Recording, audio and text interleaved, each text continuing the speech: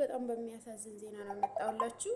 እሱ ምንድነው የማዳን ቅመም በኤጀንሲ ተገላለች። ኤጀንሲዎች ደብድቦ ገሏታል ማለት ነው። ድምጹንም አሰማችኋለሁ። ሙቤ ሲናገር የነበረው ቆይ የኛ ስቃይ መቼ ነው የሚያበቃው? ቆይ መቼ ነው እንደ ሰው ሰላም ሆነን ወደ ሀገራችን የምንገባው? እንደ ሰው መንግስታችን መቼ ነው የሚያስከብረን? እቺ ልጅ እኮ ገና ከመጣች 3 ወሯ ነው። ለምን ይሄ ሁሉ ፈተና በእኛለን? ቢያንስ አስተርጓሚዎች እያላችሁ ለምን? ለነገሩ ትክክል ነው ማለት አንድ ሰው የሀገራችሁ ዜጋ ያላከበራችሁ የውጭ ሀገር ዜጋ ሊያከብራችሁ አይችልም። በተለይ ሳውዲ ያላችሁ ከ110% አስተርጓሚዎች ምንም አሰሩም ለብር እንጂ ማለት ነው። ለብር እንጂ ምንም አሰሩ። ምክንያቱም ብር ከተሰጣችሁ እኛን ራሳችን አሳልፋችሁ ትሸጡናላችሁ። በተለይ ሳውዲ ኤምባሲም ሆነ ኤጀንሲም የለም። መንግስት ሊያይልን ይገባል። እቺ ልጅ በማዳሟ ቤት ወጣ ቢሮ ተወሰደች። በቢሮ ይሄ ሁሉ ጥቃትና ይሄ ሁሉ ለሞታ በቃት። አሰላሙ አለይኩም ወራህመቱላሂ ወበረካቱ። ሰላም ብያለሁ። ይሄ ቪዲዮ ሁሉቹንም ማለት ነው በላይክ ጀምሩት ያባካችሁ። ሁላችሁም ሼር አድርጉት። ሁላችሁም ወጣችሁ ቪዲዮ ስሩ። ምክንያቱም እቺ የሞተች እህታችን ፍትህ እናስገኝላት። ለምን ብትሉ ሬሳዋ ሳይመረመር ወደ ኢትዮጵያ ሊገባ ነው እያሉ ነው ኤጀንሲዎቹ። የገደላት ደግሞ የሌላ ሀገር ዜጋ ነው። እሱም እንደሷ ፍርዱ ማግኘት አለበት። ልክ እንደገደላት መሞት አለበት እሱ ራሱ። ምክንያቱም የሷ አሁን የሞተችው ልጅ ካላስከበርን ሌላ ደግሞ አንድ ችግር በሌላ ሰራተኛ ቢፈጠር ልክ እንደዚህች ልጅ አይነት ነው ቦታ አይሰጠንም። እና ይባካችሁ ሁላችሁም ወጣችሁ ትልልቅ ሚዲያ ያላችሁ ወጣችሁ ቪዲዮ ስሩ። ሬሳው ሳይመረመር ለነገሩ ሬሳው ሳይመረመር አይገባም እነሱ እስካላደረጉት ድረስ። ግን እኔ የሚገርመኝ አስተርጓሚዎች ምንድነው የምትሰሩት? በእያንዳንዱ ቢሮ አስተርጓሚ አለ። ይሄ ሁሉ በሌላ ሀገር ዜጋ ጥቃት ሲደርስበት እናንተ የት ነበራችሁ?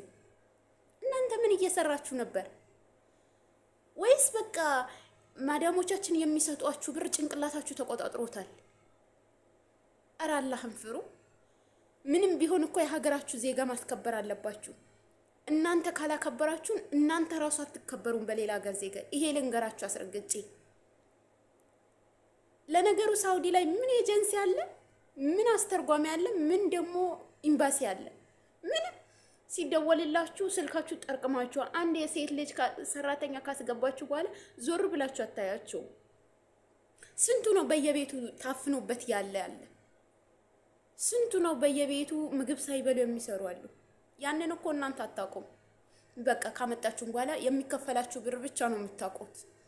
አሁን እቺ ልጅ ይኸው በሌላ ሀገር ዜጋ ተገላ ሞተች። እስኪ እናንተ ምንድነው እየሰራችሁ ያላችሁት? ተደውሎለት ግን አልሄደም ኤምባሲው። እህቱ ናት የሄደችው ወደ ደማ። ኧረ በእናታችሁ ንቁ። እኛንም እንትን አትበሉን። እናንተም ራሳችሁን አስከብሩ። እስኪ ሌላ ሀገር መንግስት እዩት። የሌላ ሀገር ኤጀንሲ ቢሮ እዩ። የፊሊፒን የህንዲ እዩ። ትንሽ እንትን አይሉ። እስኪ ወደ ቪዲዮ እንሂድ ጋይስ። هذه البنت عايشة في السعودية في الدمام كيلج بايجنسي كيلج صار لها 3 شهور 3 ወር ሆኗታል። ከዛ የሆነ አንድ ቤት ትገባና እዛ ቤት ከገባች ሰዎቹ ትልቅ ሰዎች ናቸው። አረብኛ በደንብ አችልም ብለው ወደ መክተብ ይልኳታል። መክተብ ያለው ደግሞ ሰውዬ እንግዲህ ቀጥቅጦ ዘይ መንተሻይፍ ወጅዋ ፊቷ እንደምታያት ቀጥቅጦ በዚህ አይነት መንገድ ገሏታል። እንደ ሞተች እንዴት አወካልክ? ኤጀንሲው እንደውያ ያናግረው ነበር። የገደላት እዛ መክተብ ያለው ነው ቀጥቅጦ የገደላት አለ። ቮይስም መረጃም አለ።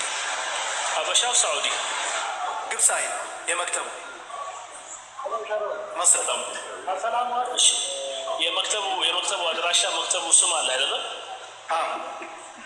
የሱ እሺ። የመክተቡ ስም ኤጀንሲው ኢትዮጵያ ያለው ኤጀንሲ የመክተቡ ስም የነገራቸውን ሁሉ ነገር ልክልሃለሁ ብሎ ዛሬ 4 ሰዓት ሙሉ ጠብቄው ነው ሚዲያ ላይ የመጣሁት። ለምን እኛ ልጅቷን ወደ ሀገር ልትመጣ እናረጋታለን እያሉ ነው። በቃ ሬሳው ሳይታ እንደዚህ ራሱ እንደዚህ ሆኖ ሬሳው በፍሪነት ነው ያለው። ከሳውዲ አይወጣም። መሽረሓ ሳይገባ ምን ሳይገባ ከሳዑዲ ያስወጡት ተስሪሕ ደፍንና ተስሪሕ ራሱ እንኳን እዛ ቢቀበር ራሱ ተስሪሕ ሞትና ተስሪሕ ወስልና ተስሪሕ ደፍን አለ። ሶስት ፍቃድ አለ። የመሞት መረጋገጫ፣ ከዛ በኋላ የሞት መረጋገጫ፣ ከዛ በኋላ የማጠብ የሬሳ ማጠብ መረጋገጫ፣ ከዛ በኋላ የመቅበር መረጋገጫ ሶስት ስላለ ዝም ብሎ እንደዛ ነገር አይደረግም። ግን የምናደርጋ እንዳልኩ እኔ ሃይዌይ ላይ ነኝ። ዶክመንቶች ያለውን ነገር እዚህ ያለው ሳዑዲ ኤምባሲ ኮንታክት ማድረግ ከቻል አደርጋለሁ እኔ በግሌ። ያለበለዚያ እዛ ቢሮ ያለው እዚህ ኢትዮጵያ ላይ ያለ ኤጀንሲ ያለህም በአሰሪና በአሰራተኛ ድርጅት ይሄዳለሁ። እኔ ለማንኛውም አንድ ሰዓት ተኩል ነው ከፈጀብኝ ነው መንገድ። ከዛ በኋላ ካላችሁ ገባለሁ። ሙቤ አጉል ቦታ ስለሆንኩ አሁንም መግረፍ ችግር የለውና፣ ግን ዋና ነገር ከሳዑዲ ኤምባሲ ጋር ኮንታክት ማድረግ አለብን። ላዝም ያኔ ተዋስል ማው ማሻለ አንተ عندك على ችግር የለም። እንደዚህ ኤቪደንሶቹ ካለ ቤተሰቦቿ ራሱ ኢትዮጵያ ካሉ ኤቪደንሶችን ይዞ አሰሪና ሰራተኛና ሳዑዲ ኤምባሲ ጋር ኮንታክት መደረግና መጠየቅ ይችላል። እኔ እንደሚመስለኝ ግን እርግጠኛ እንደሆነልህ ልግባ ከተማ ልግባና አዲስ አበባ ድረስ እደውልልሃለሁ። ካላችሁ ገባለሁ። አንድ ሰዓት ተኩል ማክሲመም ከበጀብኝ ወደ 200 ኪሎ ሜትር ናትና በቃ እሄዳለሁ። እንጠብቅሃለን ኢንሻአላህ። ሰላም አላህ ይሰልም። እሺ ሐቢቢ ምን አልከኝ? በምን ላክ? የሷን ፓስፖርት እና ኤቭሪቲንግ ኢንፎርሜሽን በምን ላክ?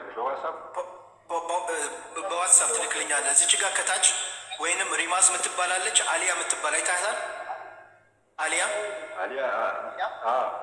አሊያን ፎሎ አድርጋትና ለእሷ ላክላት፣ ለእኔ እንድትልክልኝ። እኔ ስሟ ከዲጃ ኔት ያለኝ ኤጀንሲው ልክ ነው አይደል?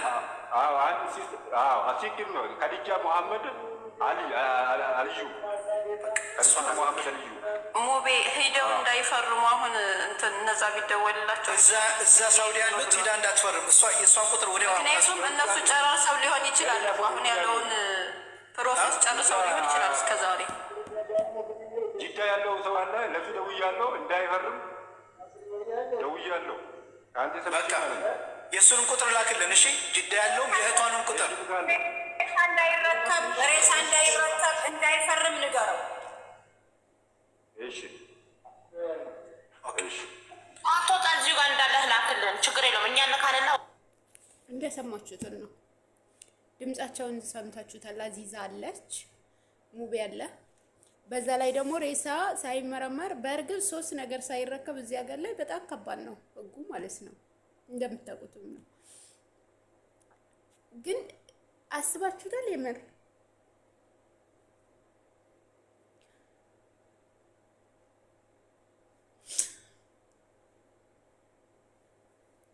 በጣም ይቅርታ። በመጣችበት 3 ወር ለዛውም በግብጽ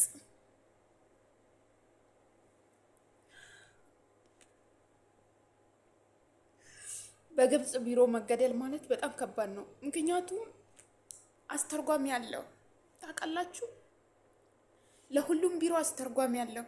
የት ናችሁ? ቆይ ምን ትሰራላችሁ? ፊቷ እኮ ተበላሽቷል። የልጅቷ ፊት ወላሂ ፎቶ አስቀምጥላችኋለሁ። የልጅቷ ፊት እኮ ተበላሽቷል።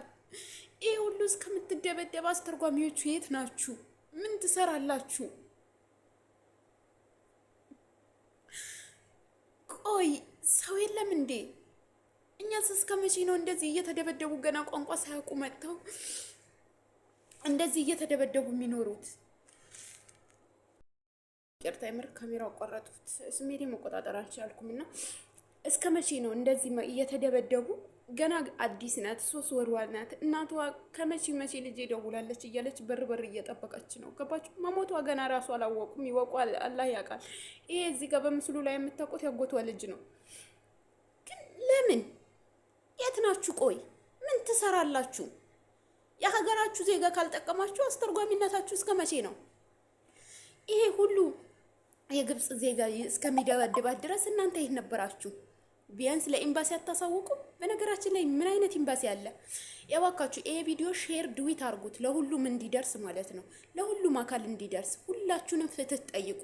ሬሳዋ ሳይመረመር እንዳይገባ አንደኛ። ሁለተኛ ደግሞ የግብጽ ቢሮ ይሄ ሰውዬ የእሷ የገደለ ሰውዬ ቢሮውን ሊዘጋልን እንፈልጋለን። ከዚህ በፊት ስንት ሰራተኛ እንደገደለ ከየት እናውቃለን? ከየት የምናውቀው ነገር የለም። ቢሮውን እንዲዘጋልን በቃ መክተቡን እንዲዘጋልን እንጠይቃለን። ጠይቁ። እኛንም ህጋችን መከበር አለበት። እና ውዶቼ ላይክ ሼር እያደረጋችሁ ለብዙ ሰው እንዲደርስ አድርጉት። ለዛሬ በዚህ ይብቃ።